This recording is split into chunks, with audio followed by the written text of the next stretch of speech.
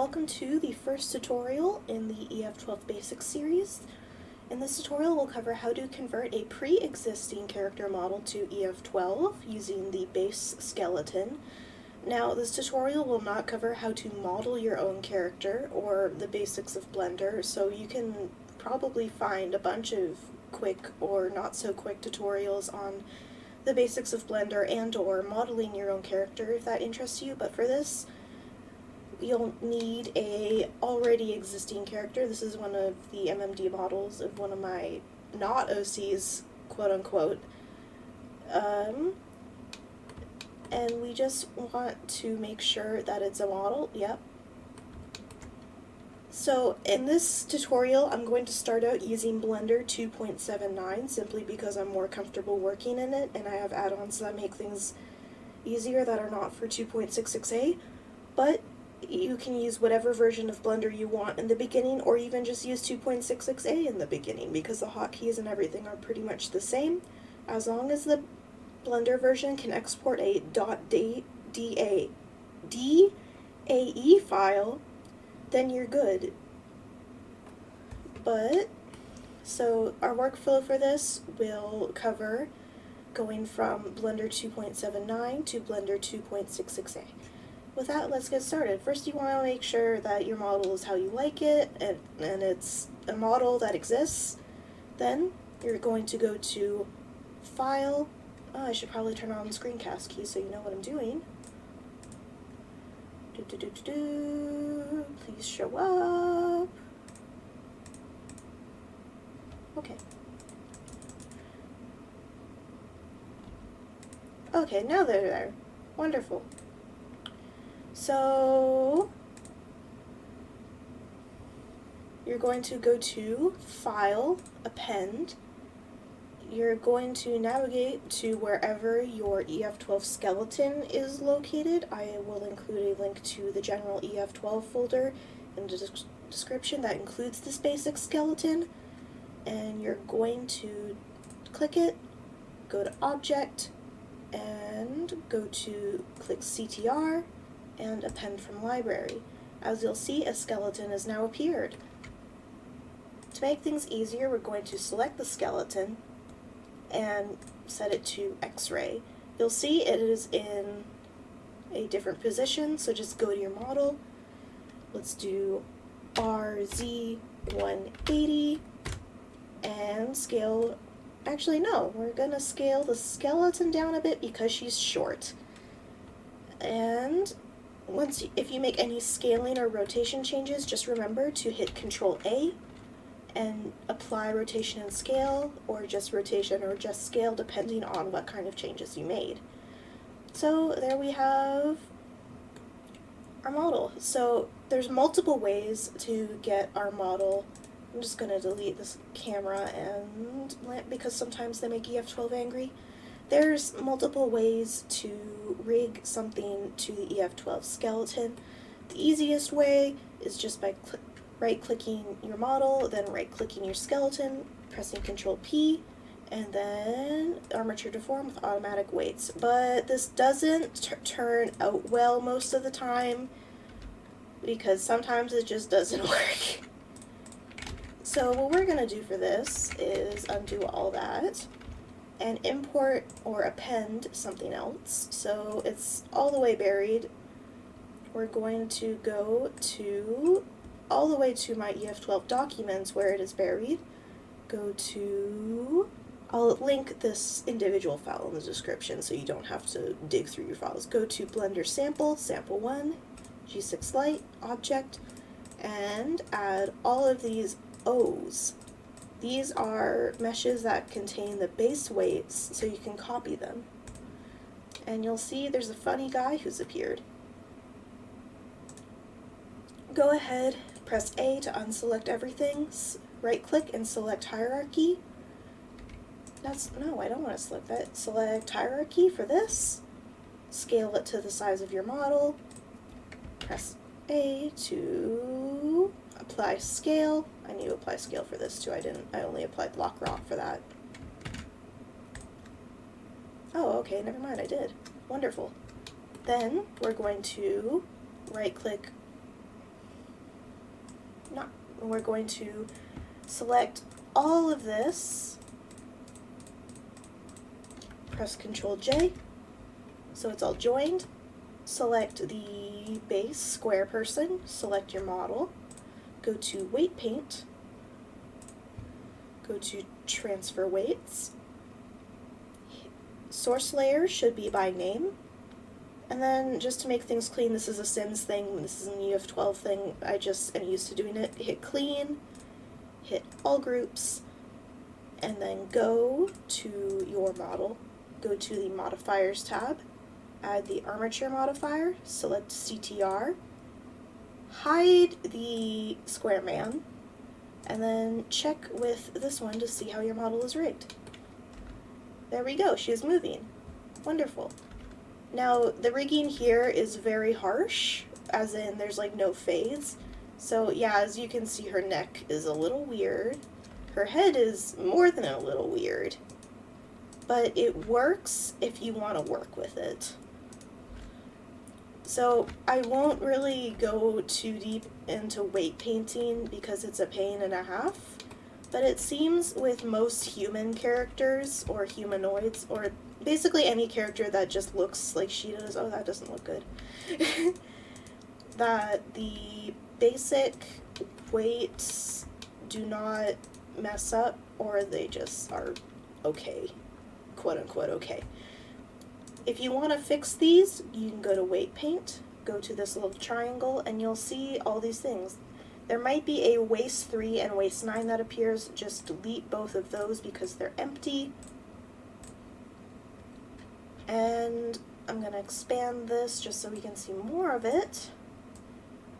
And you'll see that there's like red stuff.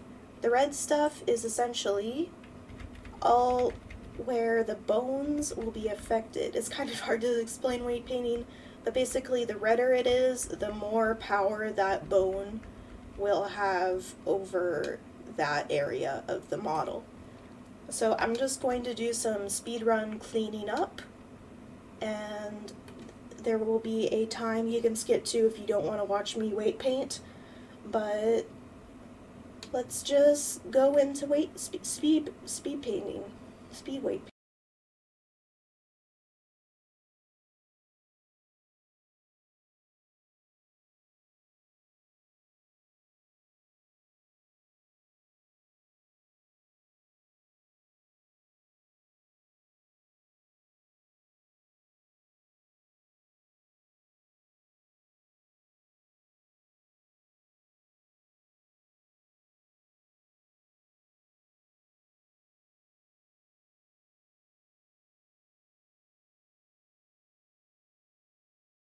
Okay, so she's kind of lazily weight painted, but it works for now. So now that you have the weights painted, next you're going to want to just make sure that for each individual texture that your character has, they have a material. Now, if you import from an outside source like Models Resource or some kind of model rip, or from like Miku Miku Dance or whatever, they will probably already have set materials. So she is a Pokemon Master / Miku Miku Dance model, so she already has her respective materials. So I don't have to do anything, but if they don't, you can create them yourselves. I will not go into that. There are plenty of tutorials for that. If it's requested, I might do it, or someone else on the channel might do it. So now that your model is cool and weight painted, we're going to delete the CTR 001 that you imported. Go ahead and just select delete hierarchy to delete all of that. I'm just going to save this as a blend in case something messes up. So I need to find her folder. There it is. So I'll just save this as 2.7 so I know which version of Blender it'll open in. Then we're going to select her, go to Export, Collada Day, Default, and then we're going to name this as 2.7 Export. Maybe just hit Selection. Well, actually, no, we need to export the bones. The bones! So go ahead and just export the Collada file. It'll say exported 2 objects, that is her mesh and the CTR. go ahead and open Blender 2.66a. If you have two versions of Blender installed at once, it might look a little faded. You can't fix this, it's annoying. Then we're going to open the, where is it? The G6 Lite rig, is that it? No, that's the wrong rig. There are so many rigs named the same thing, and I have them all in my files. So we're going to open the skeleton G6 Lite rig SKL, and it'll be the same skeleton. Next, you're going to import Collada default day, go to wherever you saved your person, and they should appear. Now, they'll also appear with a new CTR skeleton they exported with. Go ahead and just press X, delete that, and now they'll keep all their vertex groups, which is good. Now, go to the skeleton that is here, and if your model is smaller, go ahead, scale it down, press Ctrl A, apply scale. Now you notice your model is a stark white color. To fix this, we need to apply textures to it. So to do that, we can go to, oh no, it did, okay, no, huh? I'm so confused right now. Okay, so to do this, we are going to apply textures. This is kind of annoying, it takes a while, so I'll do an example first and then speed through the rest. So for body, we're going to set the material. Oh yeah, you need the EF-12 plugin for this, which is also included, but it basically allows you to export EF-12 models with material settings, which you can't normally do if you don't have it. You can export models for EF-12 if you don't have the plugin, but you cannot export them with like material, so it'll just be like a Fulbright abomination. So let's go just collapse everything we don't need. All you'll need in this materials panel, this little funny orb, is the shading tab and the EF-12 material properties. Also, I'm just going to change this to the UV image editor and put this in edit mode.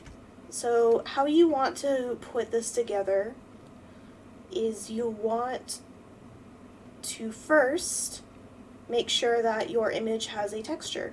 So to do this, we're going to hit select under the material, go ahead and open body 2, because that is where her texture is, and it'll show up on the view.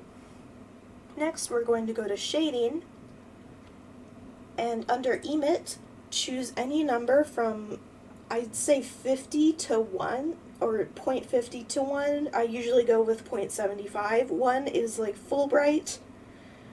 50 is very dim. You need to do this or it'll show up as just a black void. So I'm going to set her emit to 0.75. This won't show up in the view, but it'll show up in EF-12. Next, you're going to want to check the material properties. So for this, it's okay, so if you're familiar with game dev or texturing 3D models in any way, you'll know that there's certain types of textures. There is something called materials, which is basically making things look bumpy when they aren't actually bumpy, which saves you a bunch of polygons and basically makes things look good. There are also gloss textures, which are how shiny certain parts appear, and dent textures, which I believe were described in the manual, but I forget what it says. Decal is basically just what the texture is. So for this, you can choose whatever you want. There's also standard or direct, which is just the decal, so if you don't want any of those fancy shaders, or there's tune, which makes use of specular textures, specular spheres, and diffuse spheres. These are like MMD spheres, if you know about MMD. So since I'm the MMD guy, I'm going to just go with tune. So it says text index for all of these. So for these, you need to input a texture into this section. So On slots 2 and 5 are the diffuse sphere and the specular sphere. I'm not going to put in a specular texture because I don't want to make that. So I'm just going to go to New, Image or Movie. I'm going to open. I'm going to steal the textures from my other model, which is MixterBox D2.dds. This is the diffuse sphere, which makes things look shiny and nice, or I guess all of them look shiny and nice. And then I'm going to import the specular, which is MixterBox S2, which makes things also shiny. So now if we go back to the Material tab, it'll see that the diffuse sphere texture is MixterBox D2, and the specular sphere texture is MixterBox S2. These are MixterBox D2 I edited, but MixterBox S2 is from the default example files. You can find plenty of these spheres if you search for spheres on the internet. DeviantArt is a very good resource. Just make sure to check if they allow things for use outside of like Miku Miku Dance or whatever, because a lot of them are from Miku Miku Dance. So with all that done, it's time to speedrun actually putting textures on her, which is gonna take a while. As always, there is going to be a link, or not a link, a little subtitle saying skip to this if you don't want to watch me speedrun this. So let's go.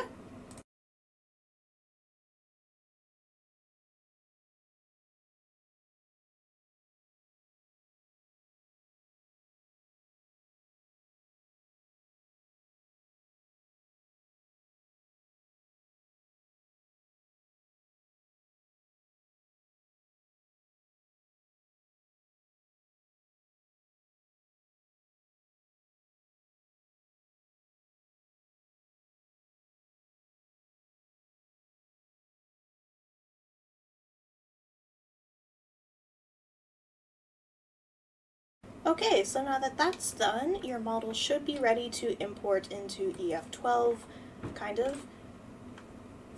First, you might have seen, if you actually watched the speeding, that I went and renamed a file. That's because I had forgotten to mention that your files for the textures cannot contain any special characters except for underscores. Also, if you hear any overhead noises, that's just because people are moving around upstairs, and this is an old building.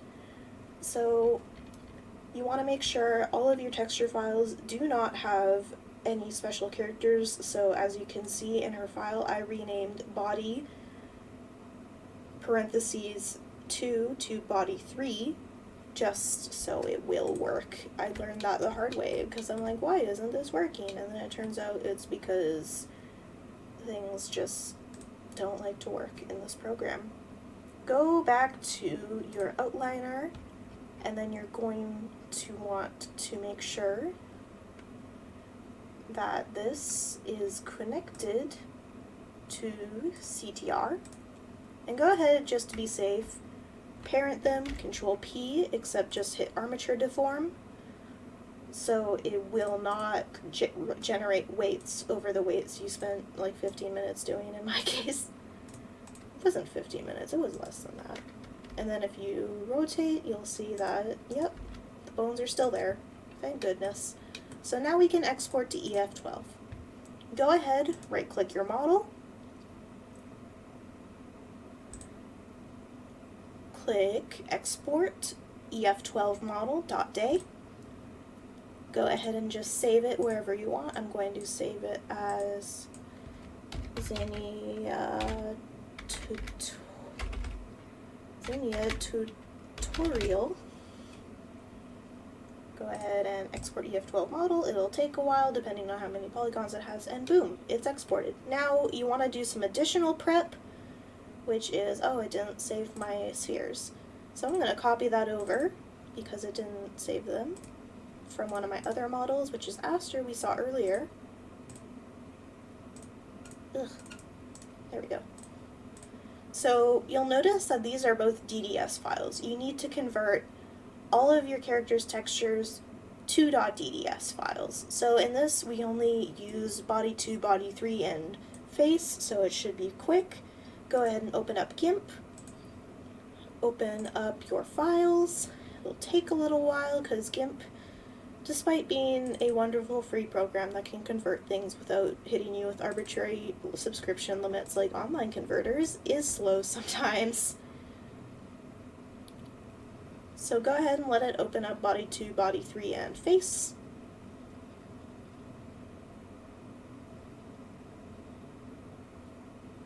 You know what, I'm just going to convert body 1 to just to be the regular body just to be safe. So you're going to go to File, Export As, Body 2, and just replace this with .dds. It'll give you a pop-up. Just ignore all of that, just save it as the default, and it usually won't explode. No, I want to save that as body 3 .dds. Save this as face .dds. And then we're going to save this just to be safe, because I'm not sure if it was actually included or not.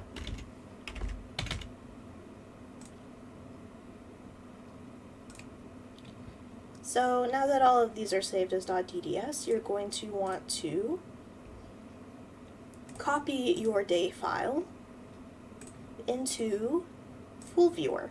Go to Data, Model, go ahead and paste it in. I'm also going to create a folder for her here so she can have her textures when we import her. So let's copy the DDS files.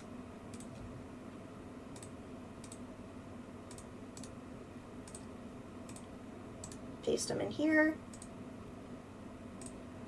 Now we're going to go back to the main foolviewer viewer and go ahead and double click conv model. It's going to take a while depending on how many polygons your mesh is. I think she was under 15K, so it hopefully will not take 500 years. I tried converting a 50K polygon stage, and then it was like, uh-oh, can't do that. The highest polygon model I've converted was Aster. She was around 33K polygons, so it doesn't tell you what the limit is for polygons, but I do know there is a limit, and it is lower than 50,000. So as you can see, it's a bit slow sometimes. Is this recording? I'm paranoid tonight. It's not even night yet. Sometimes it's slow with like higher detail parts, like it's probably converting the face right now. Oh, it's converting lower body mesh, which is different. If you want to make sure your data folder is clean, or else it's going to convert all of the day files in there. So let's open up foolviewer and see if it exploded horribly or not. We're going to go, oh yeah, it's going to create, that's the wrong folder. It's going to create two files, FMDL and FMDLA. You only want the FMDL file. So let's just cut and paste that into Zinnia's folder. Open up foolviewer. It needs to be in the same folder for the textures to show up. Go ahead and scroll the bottom since her name starts with a Z. And there you go. I kind of cheesed the rigging, so it does not look very good. So if you would like, you can, well, okay, no, her legs are not gone. That was just part of it covering it. If you'd like, you can actually change the skeleton. So I usually get better results using the Ebit Woman skeleton. Yeah, I cheesed the rigging, so it is not good. But if you actually pay attention to your rigging, it will probably look better. Like if I go into Blender right now, and I use one of my plugins to check unweighted verts or zero weights. Yep, it's the zero weights. So if you have zero weighted verts, they will appear messed up and not pretty. But I'm not going to fix it now because I am lazy. So at least we know she works with emotions. And as you can see, I say that too much. If we choose the idles, even though the 0 weighted areas look weird,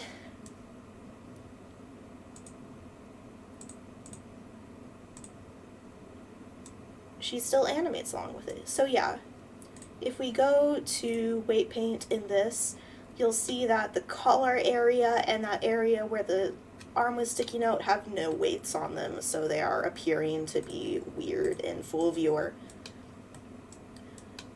But it worked, so I'm not gonna worry about it until I actually do the final rigging to put her in my game. So now that she is working fine, quote unquote fine, we're going to go back to data, go back to the model, copy. We're not going to copy her whole folder, or I guess we have to wait to copy her. Go to your EF-12 data folder, your CHA folder, find any character, preferably not the bosses because they're weird. For her, I'm going to copy TK Hom because I think he has a similar moveset to what I imagine she would have as a base. Paste.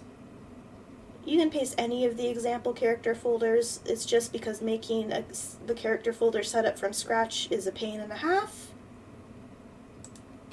Rename it to, let's do a Pikau Zinnia. Go to the MDL folder.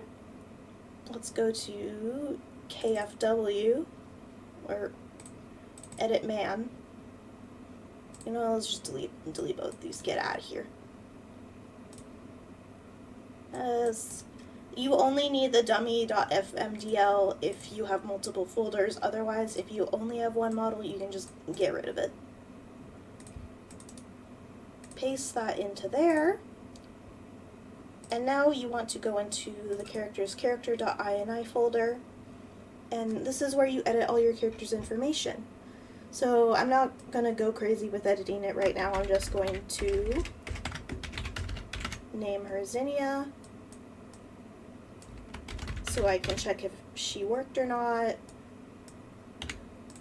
I'm going to edit the costumes, just say this, basic Zinnia. The FMDL file is, I'm going to change that to Zinnia tutorial. The FSKL file is the skeleton. So as you saw in full viewer, I actually did not use the edit man skeleton. I used the edit woman skeleton. So I'm going to copy and paste that too, just because I like it more. It is edit woman skell. Copy. Go to her folder. Go to the skell folder and just paste the edit woman SKL. So we're going to, this is a mess. So this is a comma separated file, I believe. So you know what? With some of the characters, these files are a mess, so I know some of them aren't a mess. Brynhildr is one of them that is not a mess, that you can just easily replace the values. So I'm going to go with the character I replaced Brynhildr with, Pearl, go to her character INI, and just copy and paste this. Because I am too tired to deal with whatever this garbage that this base character has going on. So this is a lot more easy to understand. It really depends what base character you choose, because some of them are easy to use as bases and then some of them are a nightmare.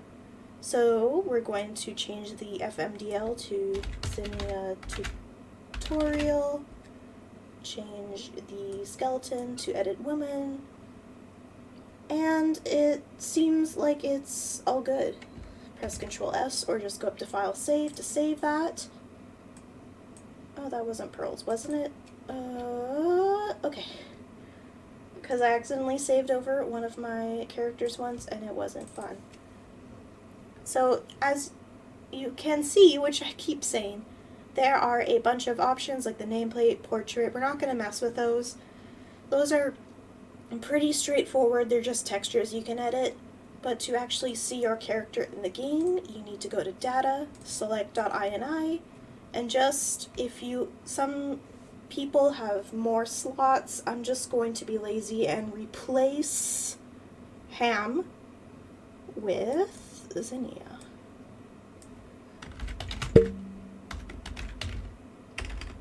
And this is case sensitive. If you get any cases wrong, it will scream at you. So now that she is there, let's boot up EF-12 and see how it works.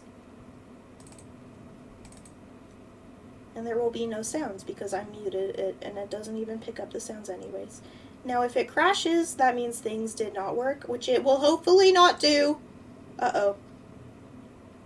Okay, so I did something wrong, so I'm just going to mess around and, hold on,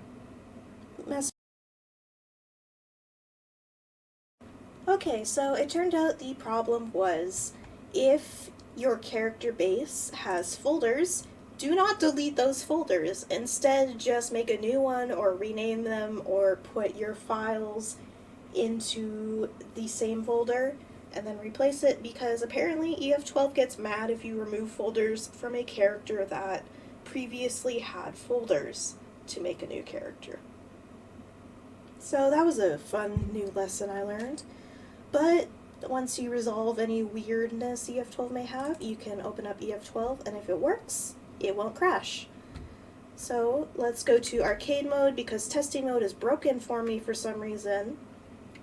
Go ahead and select your base character you replaced. In this case, it was this guy, and you'll see his name is now Zinnia because that's what we changed it to. We'll select the costume, just select the type, select another character, and go to the training room, and let's see how horrifying she looks because I didn't rig like half of her chest. There's no sound because, you know, copyright. Okay, yeah, that doesn't look very good. Spend more than 10 minutes on rigging, please. But as you can see, she is fully functional as a fighter. And I'm getting my butt kicked. Okay, that's enough of that. But yeah, that's how you create your own, or I guess convert your model from Blender to EF-12. Thanks for watching. Sorry I rambled a bit long. And in the next tutorial we will cover converting a stage. Thanks again. Bye.